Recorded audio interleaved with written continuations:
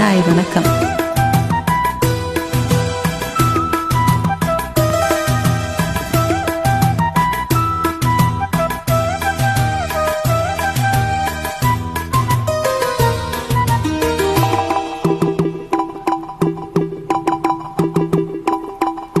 காதல் கிளிகள் ரெண்டு காடை பேச கண்டு ஏதேதோ எண்ணம் என் நெஞ்சில் உதிக்கும்.